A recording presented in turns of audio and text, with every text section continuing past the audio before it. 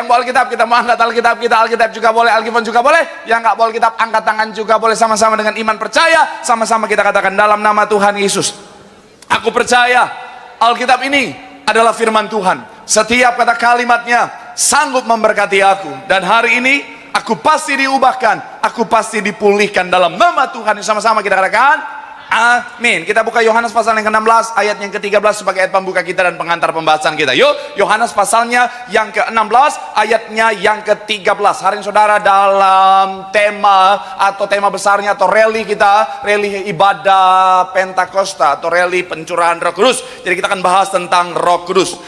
Yohanes 16 ayat 13. Yang sudah di sana boleh bilang aku diberkati.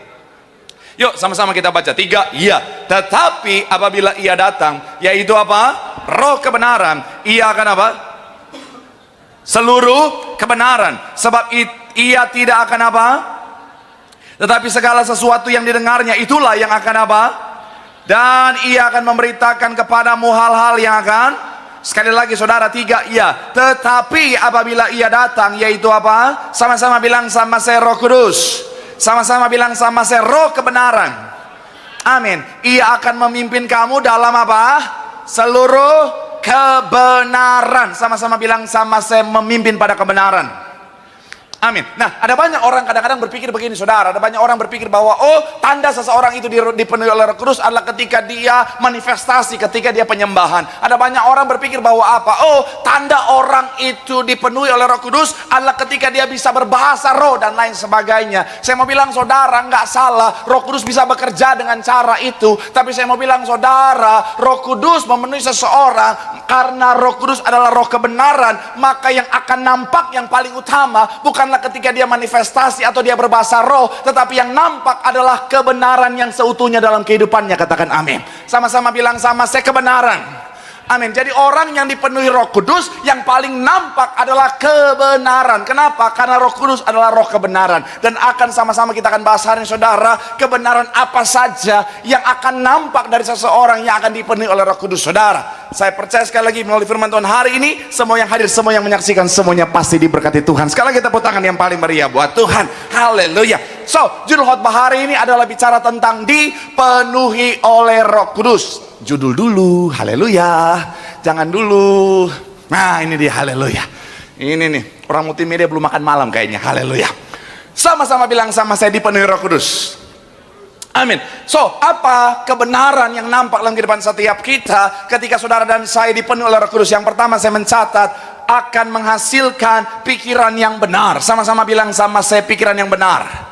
Sama-sama bilang sama saya pikiran yang benar. Amin. Kita buka kisah para Rasul 2 ayat 14. Kisah para Rasul pasal yang kedua ayatnya yang ke-14. Saudara nanti bisa tandai kisah Rasul 2 ini karena kita akan kembali ke sana sepanjang pembahasan kita. Saudara, kisah para Rasul 2 kita akan baca dulu saudara yang pertama ayat 14. Sama-sama yang sudah di sana boleh bilang haleluya. 3, ya. Maka bangkitlah Petrus berdiri dengan ke-11 Rasul itu dan dengan apa? Suara nyaring ia. Sekali lagi saudara, maka bangkitlah Petrus berdiri dengan ke-11 Rasul itu dan dengan suara nyaring ia berkata kepada mereka. Tahan dulu sampai di sana. Saya mencatat di sini saudara, saat sebelum dipenuhi oleh Roh Kudus, mereka memikirkan pemikiran yang keliru. Pemikiran mereka masihlah pemikiran yang salah. Kenapa? Karena mereka masih berpikir bahwa keselamatan pribadi mereka masih jauh lebih penting daripada menyatakan kebenaran. Sekali lagi saudara, sebelum dipenuhi oleh Roh Kudus, sebelum Roh Kudus tercurah atas mereka, murid-murid masih berpikir bahwa apa? Keselamatan pribadiku masih jauh lebih penting daripada menyatakan kebenaran, saudara. Makanya kalau saudara ingat, saudara mundur beberapa pasal dalam pembacaan kita, saudara, beberapa kitab, kalau saudara ingat ketika yang namanya Tuhan Yesus ketika ditangkap, saudara, itu murid-murid langsung lari. Murid-murid ada yang sampai pulang kampung. Murid-murid langsung bahkan ada yang menyangkal. Petrus sampai menyangkal Tuhan, saudara. Kenapa? Karena pikiran mereka masih keliru, saudara. Pikiran mereka masih salah. Dalam pikiran mereka, keselamatan masih jauh lebih penting daripada menyatakan kebenaran. Tetapi ketika mereka dipenuhi oleh Roh Kudus, sama-sama bilang sama saya dipenuhi oleh Roh Kudus. Amin. Mereka bangkit dan akhirnya apa? Di pikiran mereka akhirnya menjadi benar. yang ada dalam pikiran mereka adalah menyatakan kebenaran jauh lebih penting daripada keselamatan pribadi. Padahal kita tahu bersama ini baru hari ke-53 dari sejak dimana Tuhan Yesus ditangkap, saudara. Artinya apa? Suasananya masih panas, tetapi mereka tidak memperdulikan itu. Kenapa? Karena pikiran mereka sudah benar bahwa menyatakan kebenaran jauh lebih penting, jauh lebih berharga. Saya mau bilang saudara, orang yang dipenuhi oleh Roh Kudus, maka Roh Kudus akan mengarahkan pikirannya pada kebenaran. Sama-sama bilang sama saya, pikirannya benar. Amin. Saya mau bilang saudara, ini penting. Kenapa? Karena pikiran akan sangat menentukan banyak hal dalam kehidupan setiap kita. Ada banyak orang hidupnya hancur gara-gara pikirannya hancur. Ada banyak orang karirnya hancur gara-gara pikirannya hancur. Ada banyak orang pekerjaannya hancur gara-gara pikirannya hancur. Bahkan ada rumah tangga yang hancur berawal dari pikiran yang hancur, saudara. Dan makanya iblis seringkali akan menyerang pertama kali adalah pikiran kita, saudara. Makanya saya mau bilang saudara, hati-hati. Saya kemarin baru melayani saudara, ada anak-anak muda yang sangat bikin saya kaget. Masih di usia muda, sudah berpikir untuk mengakhiri hidupnya, saudara. Saya mau bilang saudara, hari-hari saudara, pikiran kita kalau kita nggak jaga dengan baik, bisa sangat berbahaya. Pikiran ini warfare, saudara, medan peperangan. Iblis seringkali menyerang pikiran kita untuk menghancurkan kehidupan kita. Kalau iblis mau menghancurkan pekerjaan saudara, iblis akan menghancurkan pikiran saudara dulu. Makanya saudara pernah lihat ya, ada orang pekerjaannya hancur gara-gara pikirannya hancur, saudara. Iya, gara-gara pikirannya hancur, akhirnya pekerjaannya hancur, saudara. Bos nanya apa, jawab apa. Bos kasih surat penting, ini ya surat penting, tolong kamu fotokopi. Dia masukkan ke mesin penghancur kertas. Darah Yesus Tuhan. Iya. Dia kerja di restoran. Bos udah bilang, masukkan 3 sendok makan garam. Dia masukkan 3 sendok garam, dia makan. Nangkap nggak ini? Oh iya. Soalnya belum makan, dingin-dingin lagi, kelihatan dari gayanya. Nanti saya bukalah di depan sana penyewaan selimut, saudara, kayak di bioskop. Kayaknya nggak nahan AC dingin-dingin begini, saudara. Saya mau bilang sekali lagi, saudara, ada banyak orang rumah tangganya hancur gara-gara pikirannya hancur, saudara. Ada rumah tangga hancur berawal dari apa? Pikiran yang hancur. Iblis masuk ke pikirannya, akhirnya bilang apa? Hei, kan kamu sudah kaya sekarang, kamu sudah sukses sekarang. Hei, Pak Broto. Atau ada nama Pak Broto di sini? Nggak ada ya? Kalau Om John mungkin banyak di sini ya, Om John. Saya pakai nama yang jarang-jarang. Soalnya saya pernah pakai nama Lili. Darah Yesus. Saya bilang, Cilili. Tiba-tiba di pokok doa ada tulisan Ibu Lili. Darah Yesus Tuhan. Jadi ya udahlah, saya pakai nama Broto aja. Hei Broto, kan kamu udah sukses, udah kaya sekarang. Masa kamu masih mau bersama dengan si wanita itu? Kamu udah gak layak lagi sama istri kamu itu. Sekarang kamu udah sukses, naik Alphard kemana-mana. Harusnya kamu sama Miss Universe.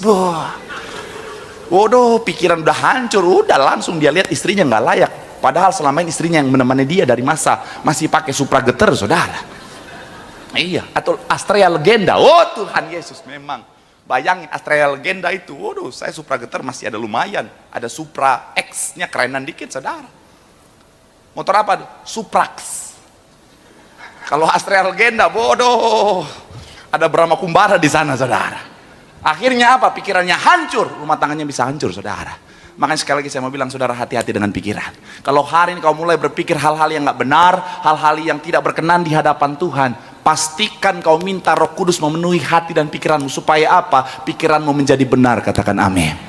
Makanya saya mencatat di sini, saudara, penting bagi setiap kita untuk selalu meminta Roh Kudus untuk apa? Memenuhi pikiran kita. Kenapa? Karena pikiran itu penting. Pikiran akan sangat menentukan banyak hal dalam kehidupan setiap kita. Pastikan minta Roh Kudus penuhi supaya kemanapun kita berpikir, semuanya pikiran yang berkenan seturut dengan kehendak Tuhan. Tepuk tangan yang paling meriah dulu buat Tuhan. Bilang sama kanan kirimu, pikiran itu penting. Minta Roh Kudus memimpin pikiranmu supaya pikiranmu menjadi pikiran yang benar. Sekali lagi tepuk tangan yang paling meriah buat Tuhan. Haleluya. Yang kedua, kebenaran apa saja yang dihasilkan ketika Roh Kudus, Roh kebenaran itu memimpin setiap kita. Yang kedua, Roh Kudus akan menghasilkan perkataan yang benar. Sama-sama bilang sama saya, perkataan yang benar.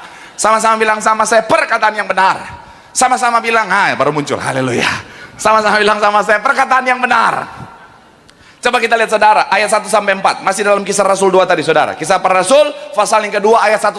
Sama-sama kita baca. 3. Iya. Ketika tiba apa? Sama-sama bilang sama saya hari Pentakosta. Sama-sama bilang sama saya hari Roh Kudus tercurah. Semua orang percaya berkumpul di satu tempat. Tiba-tiba turunlah dari langit suatu bunyi seperti apa? Tiupan angin keras yang memenuhi seluruh rumah di mana mereka. Ayat 3 dikatakan apa? Dan tampaklah kepada mereka yang bertebaran dan hingga pada mereka masing-masing. Ayat 4. Maka Roh Kudus lalu apa? Mereka mulai berkata-kata. Sama-sama bilang sama saya mulai berkata-kata. Sama-sama bilang sama saya mulai berbicara. Apa yang mereka perkatakan? Kita loncat ayat 11. Ayat 11 dikatakan apa? Ayatnya yang ke-11. Masih dalam Kisah Rasul pasal yang kedua. Ayatnya yang ke-11. Sama-sama. 3. Iya. Baik orang Yahudi maupun apa? Kita mendengar mereka berkata-kata dalam apa? Tentang perbuatan-perbuatan besar yang dilakukan Allah. Sama-sama bilang sama saya memperkatakan kebenaran. Amin. Orang yang dipenuhi Roh Kudus, mulutnya penuh dengan segala perkataan yang baik, penuh dengan segala perkataan yang benar. Kita mundur ayat yang 4, saudara. Ayatnya yang keempat, sama-sama kita baca. Masih dalam Kisah Rasul pasal yang kedua. Ayatnya yang keempat dikatakan apa? 3, ya. Maka penuhlah mereka dengan Roh Kudus, lalu apa? Mereka mulai berkata-kata dalam bahasa-bahasa lain, seperti yang diberikan oleh Roh itu kepada mereka. Untuk apa? Mengatakannya. Jadi ketika mereka dipenuhi oleh Roh Kudus, maka apa yang keluar dari mulut mereka seperti, dalam bahasa aslinya katos. Kata seperti bahasa aslinya katos itu, saudara, artinya exactly the same. Jadi sama persis dengan apa yang Roh Kudus sampaikan. Dan saya mau bilang, saudara, yang keluar, yang berasal dari Roh Kudus, Roh kebenaran, pastilah perkataan yang benar. Dan orang yang dipenuhi oleh Roh Kudus akan mengeluarkan perkataan-perkataan yang benar dari mulutnya. Katakan amin. Saya mau bilang, saudara, makanya orang kalau dipenuhi Roh Kudus, perkataannya pasti benar, saudara. Jadi makanya hati-hati, saudara, jangan tertipu dengan orang-orang yang kadang-kadang, saudara, sepertinya, saya dipenuhi Roh Kudus. Kenapa? Saya kalau di gereja, tapi mulutnya penuh dengan gosip. Hello, roh mana yang memenuhimu tadi? Ada orang di gereja, waduh, kalau lagi penyembahan, sandal lama sandal baru. Saya mau bilang, saudara, bahasa roh itu karunia. Kalau Tuhan kasih, gunakan itu untuk kemuliaan nama Tuhan. Bahasa roh akhirnya apa, saudara? Membuat kita bebas untuk apa? Menyembah Tuhan, saudara. Dan kalau bahasanya Ibu Gembala, bahasa roh itu adalah bahasa yang nggak dimengerti sama iblis, saudara. Jadi hanya kita dan Tuhan yang bisa tahu tentang apa penyembahan kita sama Tuhan, saudara. Nah, tapi begini saya mau bilang, saudara, orang yang benar-benar dipenuhi oleh Roh Kudus bukan cuman ketika dia menyembah perkataannya benar, ketika dalam kehidupannya sehari-hari juga perkataannya benar. Mantap memang.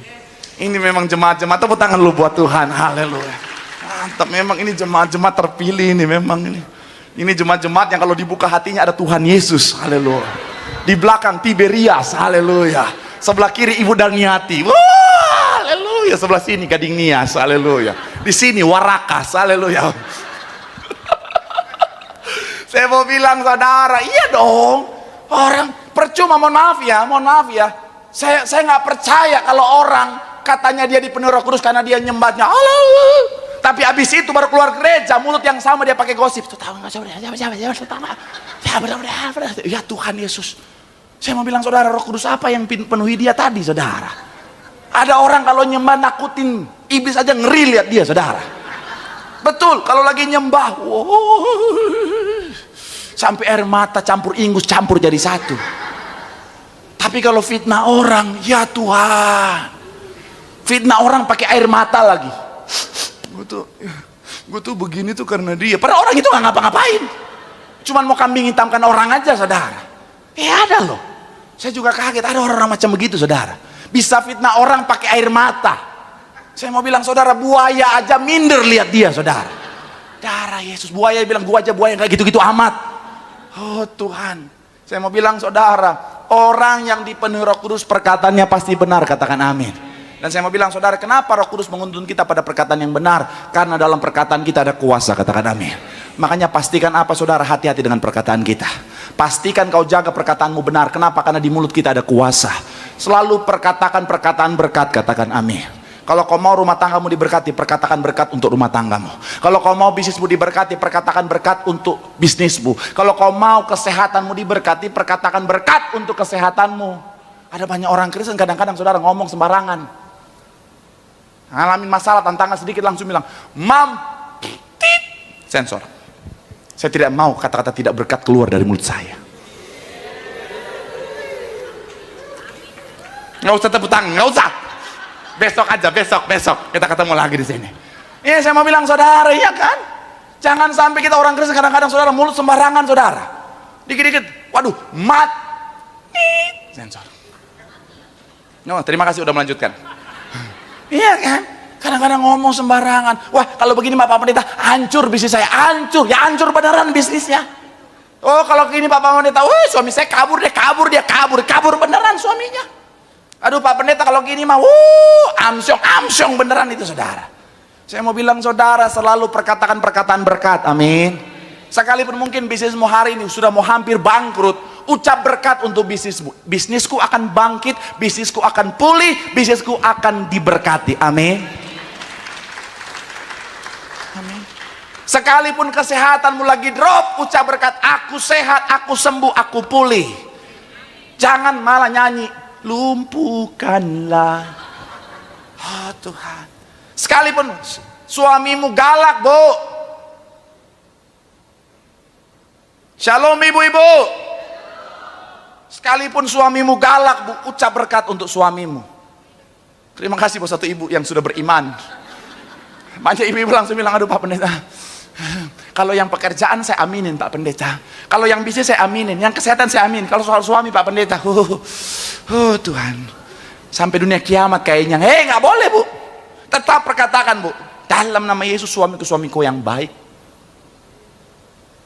Kenapa nggak ada yang amin?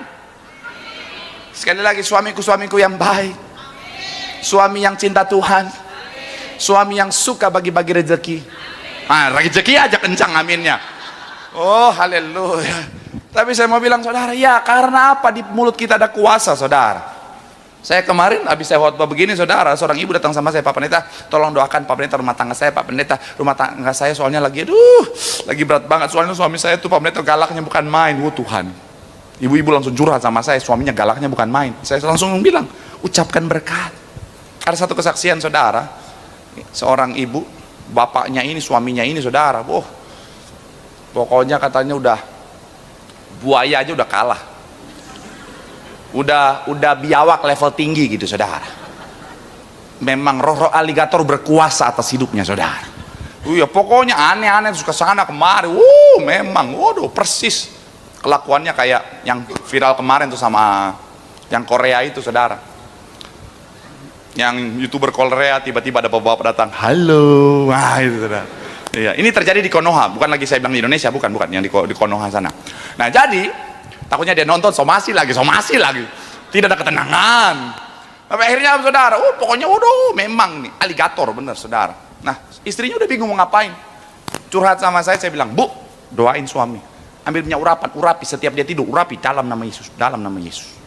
Akhirnya apa dia lakukan saudara? Terus setiap tidur dalam nama Yesus, dalam nama Yesus. Apakah langsung berubah? Enggak, proses dalam nama Yesus, terus dalam waktu yang lama. Akhirnya singkat cerita dia bilang begini, Pak, akhirnya satu momen di mana ketika dia lagi berdoa subuh dia lagi urapin kepala suaminya, tiba-tiba air mata suaminya keluar saudara. Jadi ternyata selama ini suaminya dengar istrinya berdoa buat dia. Suaminya bangun langsung peluk istrinya dan bilang, Mah, Papa minta maaf, Papa janji Papa bertobat. Pemulihan terjadi. Saya mau bilang saudara, mulut kita ada kuasa, amin. Perkataan yang baik, perkataan yang berkat, itu akan menjadi bagian dalam kehidupanmu. Tepuk tangan sekali lagi yang paling meriah buat Tuhan. Bilang sama kanan kirimu, mulut kita ada kuasa. Perkataan yang baik, tepuk tangan yang paling meriah buat Tuhan. Yang terakhir, musik boleh siap-siap, boleh maju ke depan saudara. Apa kebenaran yang dihasilkan ketika Roh Kudus memimpin kehidupan setiap kita? Yang ketiga adalah menghasilkan perbuatan yang benar. Sama-sama bilang sama saya, perbuatan yang benar. Sama-sama bilang sama saya, perbuatan yang benar. Amin. Coba sama-sama kita baca Alkitab kita saudara, yaitu masih dalam Kisah Rasul pasal yang kedua. Kita loncat 37 dan 38. 37 dan 38 masih dalam Kisah Rasul pasal yang kedua. Yang sudah di sana boleh bilang, aku diberkati. 3, iya, ketika hati mereka apa, sangat terharu, apakah yang harus kami apa? Ayat 38, jawab Petrus kepada mereka, bertobatlah dan hendaklah kamu masing-masing memberi dirimu dibaptis dalam untuk pengampunan dosamu, maka kamu akan apa? Roh Kudus. Saya mau bilang saudara, beberapa referensi yang saya pelajari mencatat begini saudara. Sebagian besar orang-orang yang ada di situ adalah orang-orang yang juga turut menyalibkan Tuhan Yesus. Jadi sebagian besar orang-orang yang ada di situ juga ternyata menurut referensi yang saya baca adalah orang-orang yang juga ikut ambil andil dalam menyalibkan Tuhan Yesus. Mereka lakukan kesalahan. Tapi ketika Roh Kudus memenuhi kehidupan mereka, hati mereka, akhirnya apa saudara? Roh Kudus mengarahkan mereka pada perbuatan yang benar. Mereka membawa diri mereka dan bertanya, apa yang harus kami perbuat?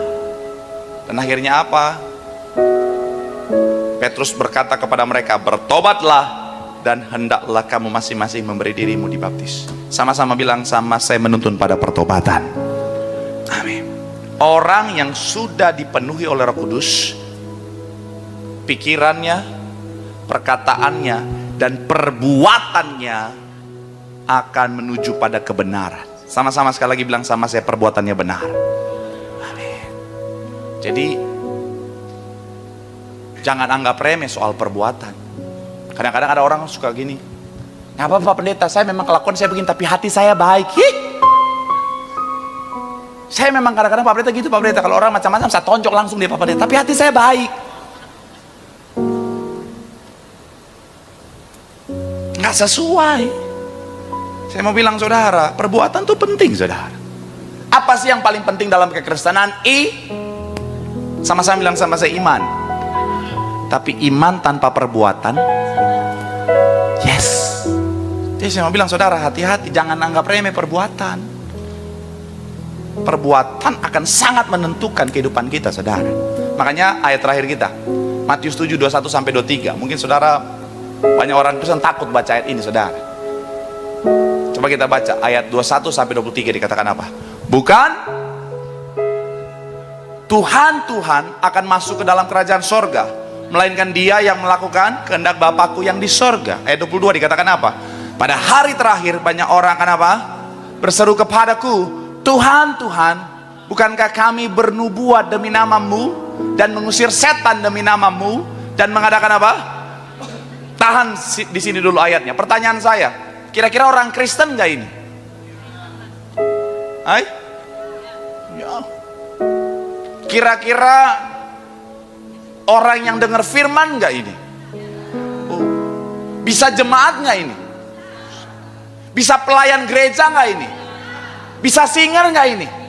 Bisa pemusik nggak ini? Sampai situ aja. Iya bisa pendeta, bisa. Iya bisa. Ya, puas. Kalau saya udah tahan-tahan. Sangat bisa. Tapi ternyata saya mau bilang saudara, semuanya nggak cukup. Selanjutnya 23 dikatakan apa? Pada waktu itulah aku akan berterus terang kepada mereka dan berkata, aku tidak pernah mengenal kamu. Perhatikan, enyahlah daripadaku kamu sekalian pembuat. Kata kuncinya di mana? Pembuat kejahatannya.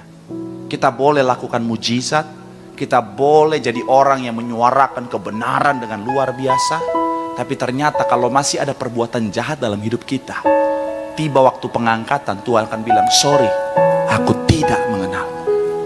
Jadi perbuatan itu penting saudara. Makanya ayo berjuang. Saya tahu kita semua berjuang dengan itu saudara. Setiap hari itu kita berjuang dengan itu. Atau kalau bahasa Ibu Gembala, pertobatan itu tiap hari saudara. Cuman kadang-kadang ada yang suka bilang gini, Pak Pendeta, saya mau Pak Pendeta, tapi masalahnya saya kadang-kadang suka masih jatuh lagi Pak Pendeta. Saya lakukan lagi. Saya harus ngapain? Terus minta Roh Kudus penuhi kita saudara. Salahnya orang Kristen, ketika dia berdosa, dia malah nggak berdoa. Ketika dia berdosa, dia malah nggak nyembah Tuhan. Dengan segala macam alasan, saya nggak layak, saya nggak pantas, rasa bersalah. Justru semakin kita berdosa, semakin kita butuh nyembah Tuhan. Semakin kita kotor, semakin kita butuh Roh Kudus penuhi kita, saudara. Supaya Roh Kudus mengarahkan perbuatan kita. Jadi saya mau bilang, saudara, yuk jangan jauh dari Tuhan. Semakin kau sadar dirimu berdosa, datang sama Tuhan. Sekotor apapun dirimu, datang sama Tuhan. Angkat tanganmu yang kotor itu, biar Tuhan memulihkan, membersihkan engkau. Karena saya mau bilang, saudara, kita butuh Roh Kudus. Kalau terus kita lakukan itu, Roh Kudus memenuhi kita. Kita semakin dibersihkan, membawa pikiran, perkataan, perbuatan kita pada kebenaran. Kapanpun waktu Tuhan, kita akan pesta dalam kerajaan sorga. Tepuk tangan sekali lagi yang paling meriah buat Tuhan. Bilang sama kanan kirimu, Roh Kudus mau menuntun setiap kita pada perbuatan yang benar. Tepuk tangan sekali lagi yang paling meriah buat Tuhan. Yang diberkati, boleh lambaikan tanganmu. Tepuk tangan sorak-sorai yang paling meriah buat Tuhan.